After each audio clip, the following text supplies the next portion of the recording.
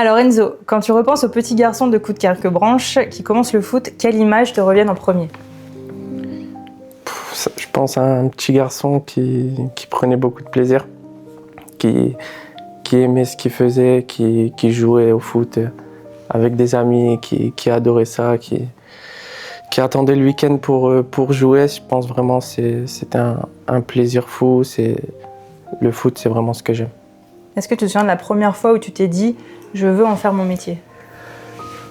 Honnêtement, non. Je pense que peut-être quand je commence à rentrer à Lille, où ça devient un peu plus sérieux, vraiment on rentre dans le monde professionnel. Donc c'est peut-être à ce moment-là, mais j'étais encore trop jeune pour le savoir. T'es un enfant du coin. Est-ce que porter le maillot de Dunkerque a toujours eu une saveur particulière pour toi ? Ouais, clairement, je pense que de jouer pour sa ville de naissance, c'est quelque chose d'extraordinaire. Je venais voir les matchs de Dunkerque avec mon père quand j'étais ici. Donc non, c'est vraiment quelque chose de spécial. Est-ce que justement, quand tu rentrais dans le stade, les soirs de match à domicile, est-ce que tu avais conscience de représenter tout un territoire ? Non, je pense que j'en prenais pas conscience de ça. Je faisais ce que j'aimais, je jouais au foot vraiment pour prendre du plaisir et c'est ce que je fais tout le temps. Mais quand je vois les supporters, leurs réactions envers moi, leur soutien, c'est comme ça que je me rends compte. Mais je pense que je me rends compte vraiment sur la fin, quoi. Tu pars très jeune au LOSC. Qu'est-ce que ça a changé dans ta vie d'enfant ou d'adolescent de quitter ton quotidien pour entrer dans un centre de formation ? Ça change beaucoup de choses. Je pense qu'il y a du positif et du négatif aussi. D'être loin de sa famille, c'est dur à cet âge-là. Je pense que je suis peut-être parti un peu trop jeune parce que à cet âge-là, c'est là où on se fait des copains, où on profite.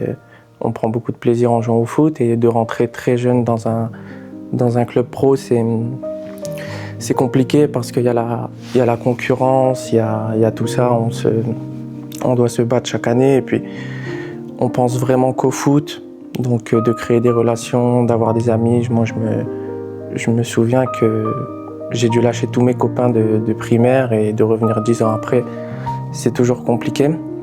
Il y a aussi du positif parce qu'on doit se débrouiller soi-même, on devient vraiment indépendant, on se crée un caractère qui est très important, je pense, dans la vie de tous les jours en tant qu'homme. Donc il y a vraiment aussi du positif et je suis content d'avoir connu cette expérience-là. Mais il y a aussi beaucoup de moments de doute quand on est tout seul et qu'on joue moins et qu'on performe moins aussi, c'est dur à cet âge-là.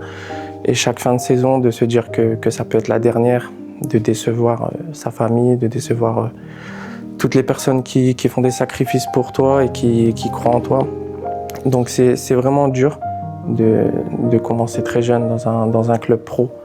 Mais c'est vraiment aussi des bons moments. Il y a vraiment beaucoup de bons souvenirs. Et puis comme je l'ai dit, ça crée quand même beaucoup de bonnes choses pour le futur. Justement, dans une interview, tu disais que parfois on imagine des carrières comme celles des grands joueurs, donc quelque chose finalement d'assez linéaire, mais c'est rare. Et quand toi tu comprends justement que ça va s'arrêter à Lille, qu'est-ce qui se passe dans ta tête ? C'est compliqué parce que tout se passe bien à Lille. Quand on fait 10 ans et qu'on commence à s'entraîner avec les pros et que ça se passe très bien, on pense qu'on a réussi, que ça va se passer comme on l'avait imaginé, qu'on allait réussir à jouer dans son équipe formatrice. Et finalement, non. En quelques mois de temps, je me retrouve au chômage, sans rien, dans un moment vide de doute. On a l'impression d'avoir fait perdre du temps à ses parents parce qu'ils ont sacrifié aussi beaucoup de choses, comme moi, mais eux, ils croient en moi et c'était dur donc de se retrouver sans rien au bout de 10 ans dans un club pro. On a l'impression d'avoir tout sacrifié, tout donné, tout fait pour le foot sans rien avoir en retour. Donc c'était vraiment une période très compliquée. Mais je croyais en moi au fond je savais que j'avais trop donné pour pour ne pas réussir et que j'avais vraiment tout fait, beaucoup de sacrifices, beaucoup de travail. Et j'ai pas lâché et je pense que j'ai bien fait parce que je m'en serais voulu d'avoir autant tout sacrifié, autant tout donné pour ce sport sans avoir pu jouer en professionnel. Dans ce même entretien, tu expliques qu'après cette période, tu es donc revenu chez tes parents, sans contrat, et avec les regards des gens qui a un peu changé sur toi. Comment tu te reconstruis dans ces moments-là ?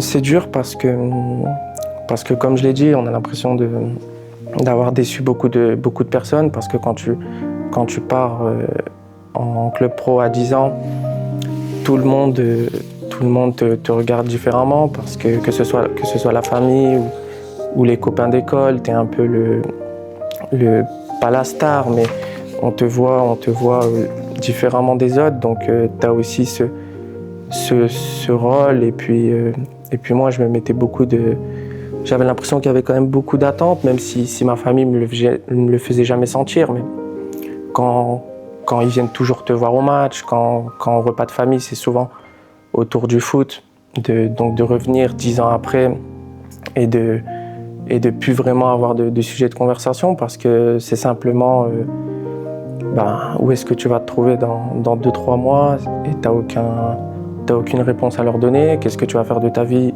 T'as aussi aucune réponse à leur donner parce que quand tu donnes tout pour le foot, tu mets de côté les études et t'as un seul rêve et un seul objectif, c'est de réussir dans ce sport. Donc j'avais vraiment pas de plan B. Et je pense que mes proches, ma copine aussi, ils l'ont vu à quel point j'étais atteint de cette situation. C'était compliqué, je savais pas du tout ce que j'allais faire, je continuais à m'entraîner chez moi. Mais à 20 ans, sans diplôme, sans vraiment de formation et surtout sans plan B, c'est compliqué. Après, je pense que le fait aussi d'être toujours un peu seul, c'est-à-dire depuis l'âge de 10 ans, d'être toujours un peu moi-même, en fait. Je pense que je me suis créé aussi une carapace et un caractère qui fait que j'ai confiance en moi et que je crois beaucoup en ce que je fais, en ce que je suis. Et je pense que dans une situation comme ça m'a aidé. Justement, est-ce que tu dirais que ce passage-là t'a rendu plus fort que chacune des victoires, chacun des buts que tu as pu inscrire ou chacune des passes décisives que tu as pu faire ? Ouais, c'est sûr, parce qu'un but, une victoire, une passe décisive, c'est simplement ce que les gens voient et c'est simplement, on va dire, une petite récompense, mais tout le chemin, tous les moments de doute, je pense que c'est ce qui fait aujourd'hui le joueur que je suis et surtout la personne. Donc non, c'est sûr que c'est ces moments-là qui m'ont aidé, mais beaucoup plus. Quand Dunkerque arrive dans ton parcours, est-ce que tu le vis comme une seconde chance, comme un retour à la maison ou les deux ? Une seconde chance parce que je croyais en moi et j'avais vraiment beaucoup donné, comme je l'ai dit. Et je savais qu'une opportunité comme ça allait pas se reproduire 2 fois. Donc j'ai eu beaucoup de chance et ça, j'en suis conscient. Mais je l'ai saisi et puis j'en suis vraiment très content et je remercie vraiment le club parce que sans eux, j'aurais très bien pu ne pas faire de carrière. Donc ça se joue à des détails, le foot. C'est dur parce que je pense qu'il y a beaucoup de joueurs dans ma situation qui ont autant sacrifié, autant tout donné et qui n'ont pas réussi à faire carrière parce qu'il y a manqué le facteur chance que j'ai pu avoir. Alors j'ai rien volé, j'ai toujours travaillé, j'ai toujours tout donné et je suis très content de jamais avoir lâché. Mais c'est encore plus compliqué le foot parce qu'il y a tellement de concurrence, il n'y a pas seulement le facteur talent qui rentre en compte ou le facteur travail, c'est beaucoup de choses. À moins d'être un phénomène comme des joueurs qui ont une carrière linéaire et qui sont dans leur centre de formation et peu importe le coach, peu importe le club, ils vont réussir dans leur club formateur et c'est des joueurs qui arrivent peut-être une fois une fois sur 100 et c'est très rare des joueurs comme ça. Et il y a tout le reste qui ont bien sûr du talent, qui travaillent énormément et qui manquent peut-être le facteur chance que j'ai eu. Donc merci au club, merci à Dunkerque. Je me souviens, c'était Salomon Kachala qui a fait aussi beaucoup pour moi. Donc merci à lui parce que ça se joue à rien et je suis très content d'être ici.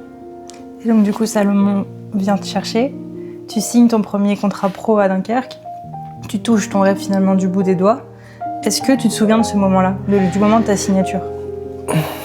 Ouais, je me souviens, ça a été très vite. Le club était en difficulté, on descend cette année-là. Donc c'est pas simple comme première saison parce que j'arrive, c'est un peu la crise, il y a beaucoup de problèmes entre guillemets sportifs au club. Donc c'est compliqué pour un jeune joueur de s'adapter dans un groupe comme ça, mais j'ai réussi quand même à montrer pas mal de choses, à aussi satisfaire la direction parce qu'ils m'ont proposé un contrat pro. Et c'était bien sûr une satisfaction parce que de signer pro après tout ce que j'ai connu, c'était aussi le premier objectif. Mais j'avais vraiment envie d'aller plus loin, de continuer à progresser, à travailler parce que je sentais que je pouvais faire mieux, que je pouvais continuer et que je pouvais aller chercher plein de choses en fait que je m'étais pas forcément mis en tête au départ. Donc j'ai réussi à aller chercher ces choses-là et je repousse toujours mes limites parce que je pense que pour un sportif, pour un compétiteur, c'est important de vraiment pas se donner d'objectifs très à court terme ou très précis. Je pense qu'il faut essayer d'aller chercher le plus possible, aller le plus loin possible, repousser les limites.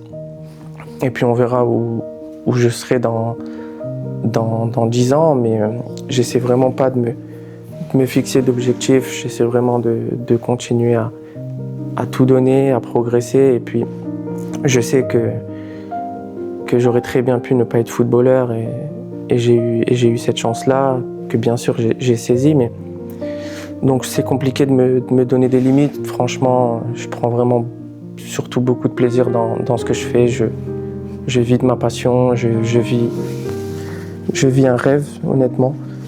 Et je profite de tous ces moments-là parce que c'est vraiment que du bonheur. Tu vis une nouvelle étape dans ton rêve et c'est le 11 novembre 2023. On joue contre Valenciennes pour le derby et c'est ton premier but. Ouais, je me souviens. En plus, c'était un moment compliqué sportivement parce qu'on jouait le maintien et on avait beaucoup de chances de descendre. Et on a déjoué tous les pronostics. On avait un vrai groupe. Humainement, on était vraiment solidaires avec un coach qui a su énormément nous aider. Et surtout moi, je pense que ce qui m'a apporté, j'aurais jamais pensé ça. C'était juste énorme et je le remercie encore aujourd'hui pour ça parce que pour avoir fait ce que j'ai fait à Dunkerque aujourd'hui, il faut des personnes qui croient en toi et qui te mettent dans les meilleures conditions. Et c'est ce qui s'est passé pour moi. Donc, je remercie ces personnes-là, ce coach et la direction aussi, Dembaba, Romain et toutes les personnes qui m'ont mis où je suis aujourd'hui. Parce que, comme je l'ai dit, j'ai rien volé, mais dans le foot, c'est compliqué d'aller chercher tout soi-même. Et j'ai été mis dans des conditions extraordinaires. En plus, chez moi, j'ai réussi à rendre fiers les supporters d'ici et ma famille surtout. Donc, je suis très content. Et puis ce but, c'est surtout une belle récompense d'un travail et surtout d'un travail collectif parce que c'était une victoire importante au-delà de mon but. Mais je me souviens de ce but, j'ai même gardé le maillot, il est accroché chez mes parents parce que c'était un moment extraordinaire. T'es passé d'un joueur qui devait se relancer à un joueur important de Ligue 2. À quel moment t'as senti ton statut changer ? Je pense que je l'ai senti un peu cette année, lors des matchs où je voyais qu'il y avait souvent un peu des marquages un peu plus serré sur moi. Et c'est là où je me suis rendu compte que les coachs, les adversaires faisaient quand même beaucoup plus attention à moi, de par la saison qu'on a fait l'année d'avant avec ce parcours en Coupe de France et cette magnifique saison en championnat où on a joué les playoffs. Donc les clubs ont été plus attentifs à Dunkerque. Ils ont un peu plus respecté, entre guillemets, même si je pense que c'est pas le bon mot, mais ils avaient un peu plus peur de Dunkerque, et c'est normal parce que ce qu'on avait fait c'était exceptionnel. On n'était plus le club qui jouait le maintien, on était vraiment un très bon club de Ligue 2, et on l'a encore démontré cette année, même si on a fait une saison un peu frustrante, mais on l'a démontré. Je pense que peu importe les équipes, aucune va dire que c'était facile de jouer contre nous. Donc je pense que c'est un peu à l'image de l'équipe qu'on faisait un peu plus attention à moi, un peu plus attention à ce que je faisais, et je l'ai remarqué plus cette année. En 2024, ton nom apparaît même dans une pré-liste pour les Jeux Olympiques. Tu avais dit avoir été surpris parce que tu étais un joueur de Dunkerque de Ligue 2. Qu'est-ce que ça représentait pour toi ? Surtout de la fierté, parce que oui, comme je l'ai dit, un joueur de Ligue 2, c'est compliqué, je pense, de participer au JO, mais de faire partie de cette liste, ça montre que des gens aiment bien mon profil, comment je suis sur le terrain. Donc ça fait toujours plaisir, parce qu'il y avait des super joueurs qui ont participé à cette compétition. Donc, juste de faire partie de cette pré-liste, c'était beaucoup de fierté.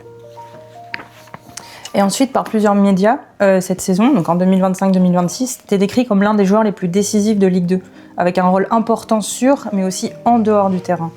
Qu'est-ce que tu as ressenti à ce moment-là ? Est-ce que tu as ressenti que tu devenais vraiment un leader ? Ouais, mon rôle cette année, il a un peu changé, mais je pense pas que j'étais un leader hors du terrain. Je suis pas quelqu'un qui va beaucoup crier ou prendre beaucoup la parole dans le vestiaire. Il y avait des joueurs qui le faisaient beaucoup mieux que moi, donc ils avaient plus ce rôle-là, mais je pense que je l'ai été sur le terrain de par ce que je faisais. Et il y a plusieurs types de leaders, et je pense que j'étais plus un leader sûr qu'en dehors. Tu as connu des vestiaires différents, avec des coachs différents aussi, des périodes plus dures et des périodes incroyables. Qu'est-ce que Dunkerque t'a appris en tant qu'homme ? Ils m'ont appris beaucoup de choses.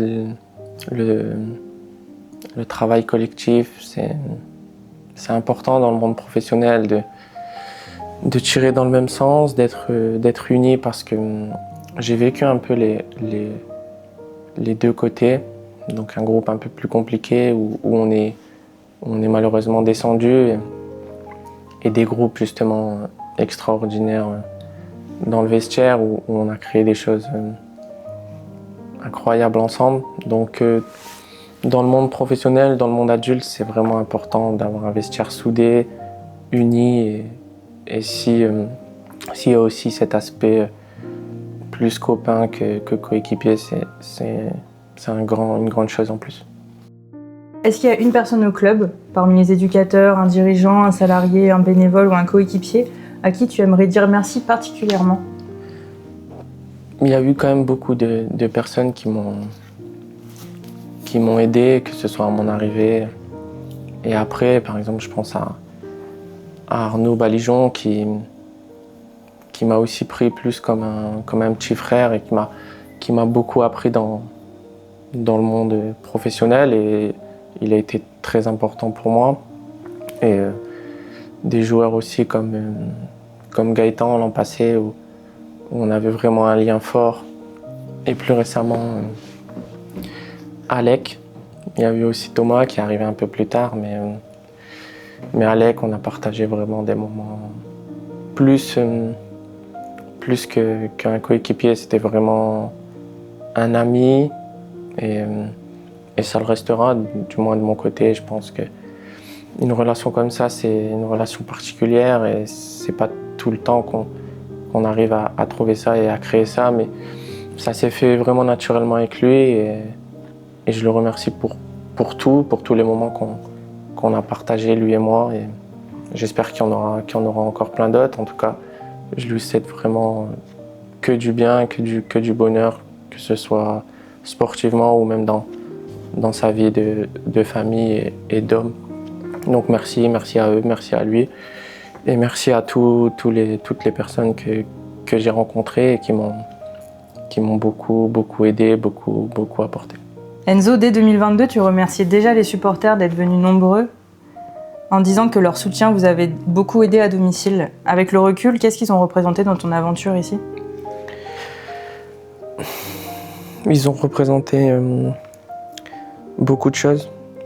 Je pense que ces 4 dernières années, j'ai vu l'évolution des supporters et aussi beaucoup de différences. Alors au début, c'est compréhensible parce que quand tu fais des descentes ou que tu es en national, ça attire moins de monde, mais il y avait quand même beaucoup de personnes qui nous soutenaient et qui nous aidaient. On a vu, par exemple, en Coupe de France contre Lille ou contre Paris, on a vu l'importance qu'ils avaient et le soutien qu'ils pouvaient nous apporter. Et pour un joueur de foot, pour une équipe, ça change tout de jouer devant des supporters qui te soutiennent, qui t'aident. C'est comme si tu jouais à 12.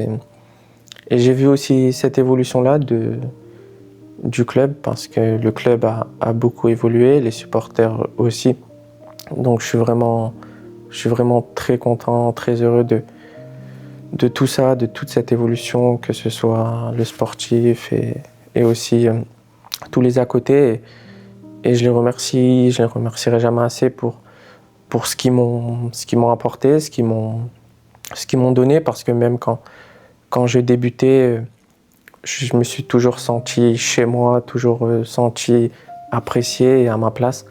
Et pour un jeune joueur, encore plus, c'est primordial, c'est très important de savoir que t'es aimé ici, que t'es apprécié.